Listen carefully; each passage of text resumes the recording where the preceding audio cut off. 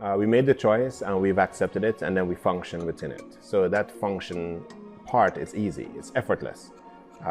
Until you annoy me and then I want to pull your hair Throw out. something at the wall. Right.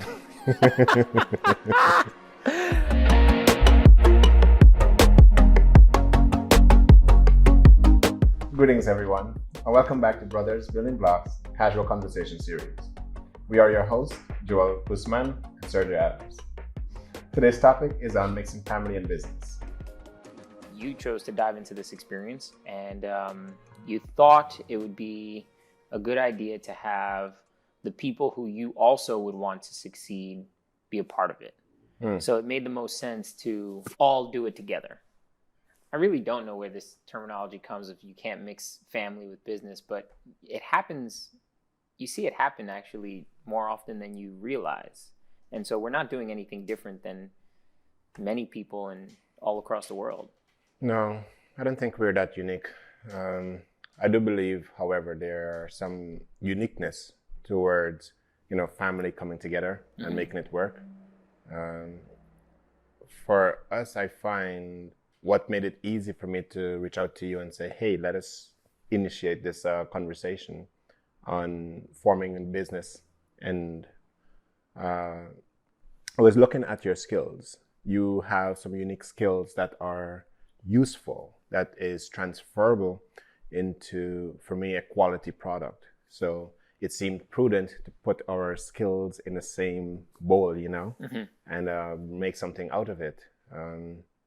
That I find is the easy part. If you can see the person's skills, you can see where the person's strengths are, and that can be utilized towards making something work. Yeah, why not?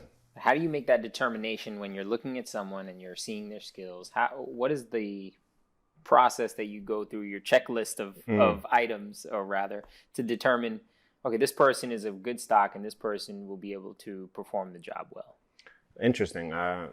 Not always sure, but I think the measuring stick there for me is one of what other traits this person has that allows their skills to be utilized, and not just utilized, but remain consistent, right? So are they dependable, reliable, loyal, committed? Characteristics like those, it sort of helps in identifying where the person is, how they attend to, did I say attend? How they intend to. We understood. Organize themselves towards getting work done, Sure. A person can be very skillful, but they're not necessarily committed or managing their time well, or very well organized. And so it makes it difficult for their skills to be utilized, to be harnessed. Would you take someone on who is organized but doesn't have the skill versus someone who has the skill but is unorganized? Like, which one for you is... I hope I wouldn't have to make that choice. Because, when are we going to get everything we want, right?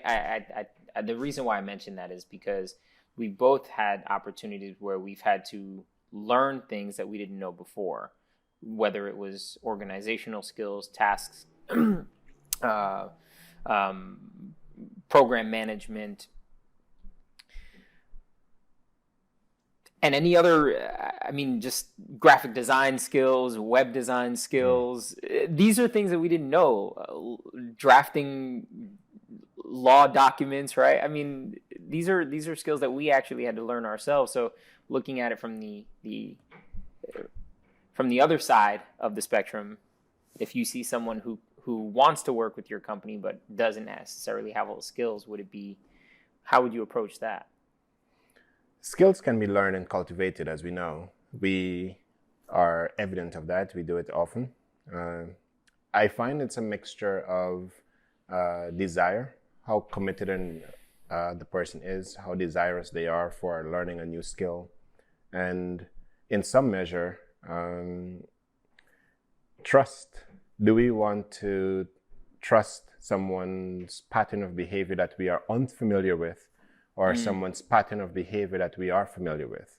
So when it's someone that you're not necessarily familiar with, then the decision to say yes is not easy because you don't have any reference point, it's easy for a person to say, yeah, I'm interested. Sure, I would like to cultivate new skills. That's definitely appealing to me. But then when you put them in front of a computer and you say, okay, skills, start. They see blank walls. They're a flat stump. Right? It's not always pleasant.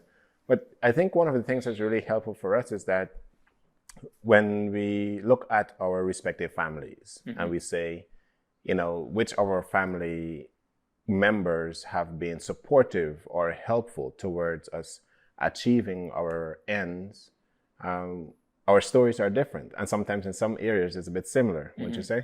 I would. You always want the support of your family. And I think the word family it means something different for us, especially because we are related in a different sense, right? We're not related by blood, but we are brothers. And I think that relationship, that bond, is what allows us to have the relationship that we do. One of importance, one of respect, one of value, and by respect, I mean we're respecting one another's goals, we're respecting one another's time, we're respecting one another's vision. And to respect that means you have to place yourself in a position of understanding and support. Understanding and support. That's definitely two good pillars there. Knowing what my vision is, knowing what your vision is helpful because it allows me to, in sometimes, marry our visions or sometimes complement each other's visions. When we started and we looked at the pool of resources available to us and we say, which of our family unit can help us achieve our ends as quickly as possible? In some business formations, a person will say, oh, my family helped me. They give me X amount of dollars towards starting this initiative. My family has either mortgaged their homes, or they have a trust fund available to us. Right. And that's what we use for the formation or the initiation of our business enterprise. We can't say the same, can we? Unfortunately not. Right? Our start was quite somewhat similar because we use our resources. We use the monies that we use our saved. Own monies. And that's how we started. I think sometimes in my quiet moments, it would have been helpful, if our families were as supportive of us. I think it would have helped the process along a bit faster. But nonetheless, we're here. I agree with that because there's the mindset that when we all do something together, you may not see the benefit immediately because you are giving. But in the end, truly, everyone reaps the reward, right? Because no one here is attempting to be selfish. What the objective here is truly, and speaking in the affirmative, everything we're doing is for the benefit of ourselves and everyone who chooses to be in a part of this experience with us. So if you're along for the Brothers Building Blocks ride, then I mean, you're going, because we're not going to stop and we're not going to fail. That's the mindset that we've created for ourselves. That mission success is what allows that momentum to continue.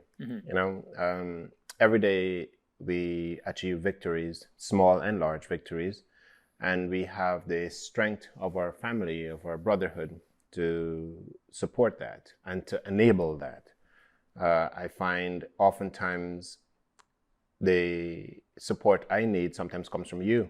I may be having one of my days of overwork where I'm all focused on tasks and there isn't a proper balance in the emotional experience. I'm just overworking my brain. And so I need that opportunity to come back and say, okay, work is aside, family time. So family time becomes really helpful. What does family mean for you in that experience?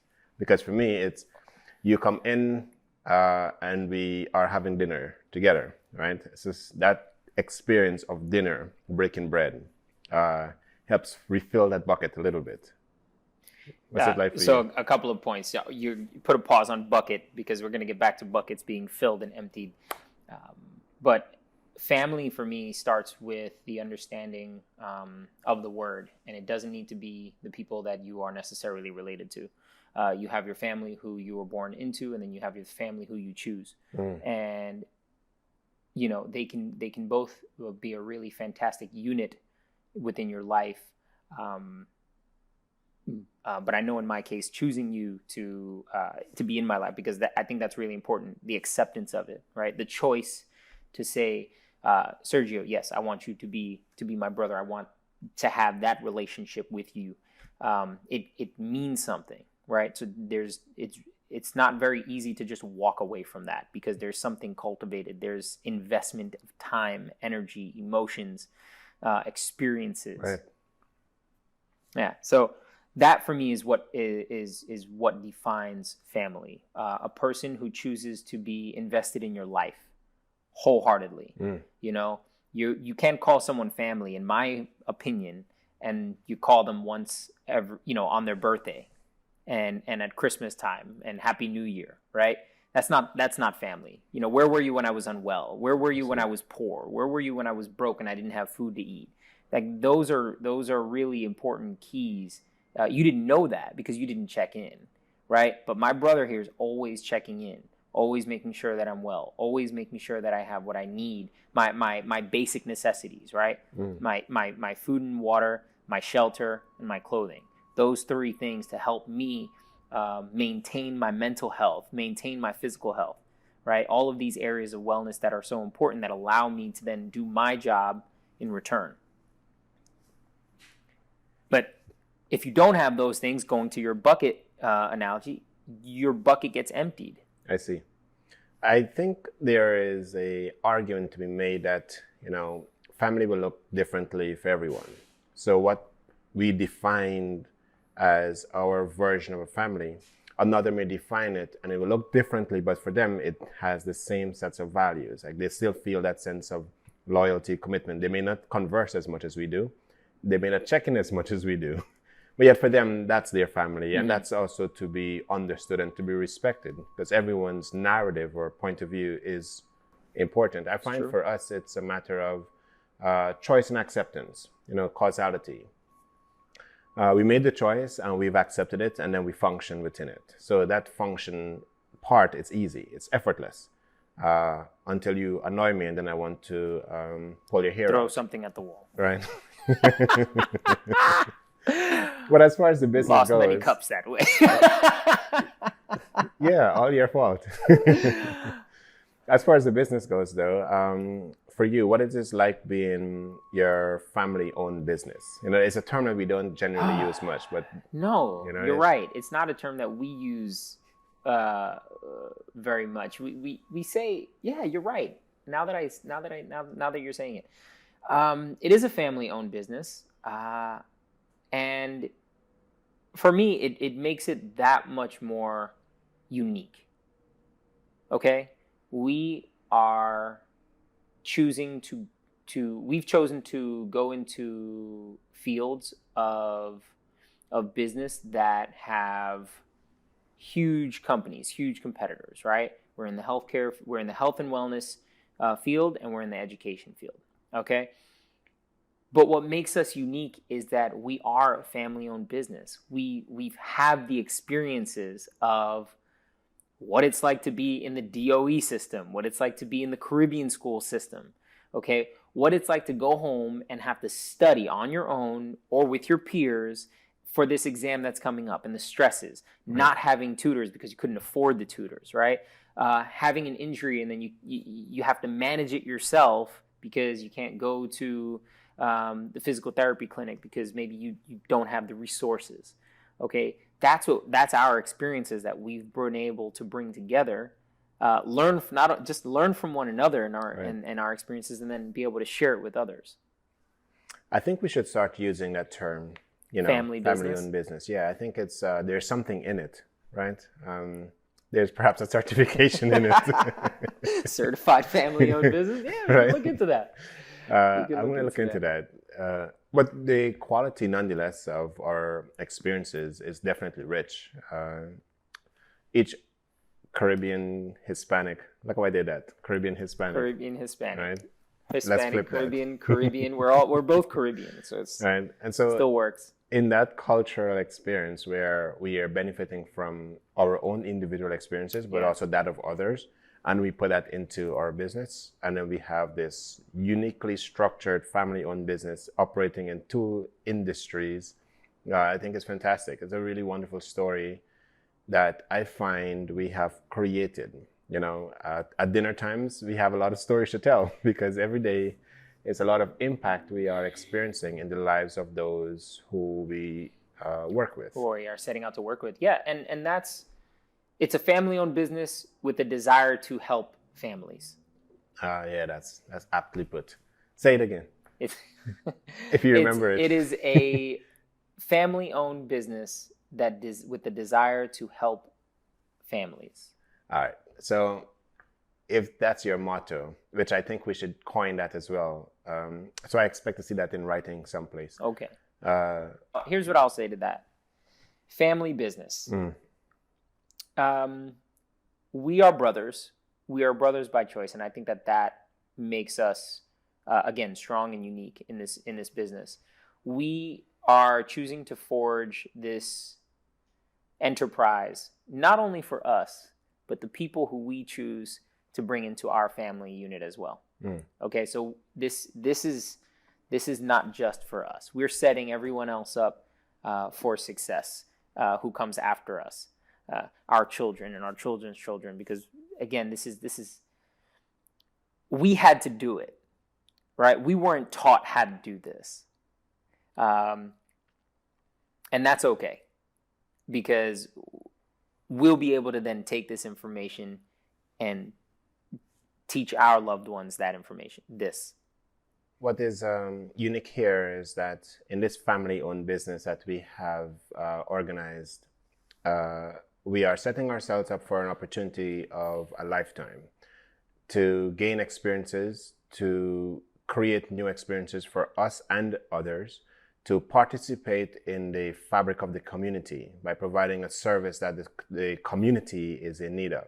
There will always be a need for education services, and there will always be a need for services in the health and wellness sector. And so for us to put our face, our body, our mind in that industry to be a service industry to the community, I find it's valuable. It's something that I find requires a little bit of effort, and that effort comes from our family, our family unit, you know, one family to another family. And for that, I'll say thank you. Thank you for joining me on this journey. It's a very serious one, and one that we take very seriously, you know. So cheers to you, my good man. Cheers. So mixing family and business is not always a bad thing. And in fact, it can be a really good thing. Thank you for joining us, and we look forward to seeing you in the next episode. If you haven't done so already, like and subscribe to our channel and follow us on our social media platforms. We look forward to seeing you in the next episode. No, we can do it. You're so good. Give me a pound. I know it. No, I don't like the pound. No, let's do the handshake. It's stupid. What is No. handshake? No, yeah. All right. This one's better. All right.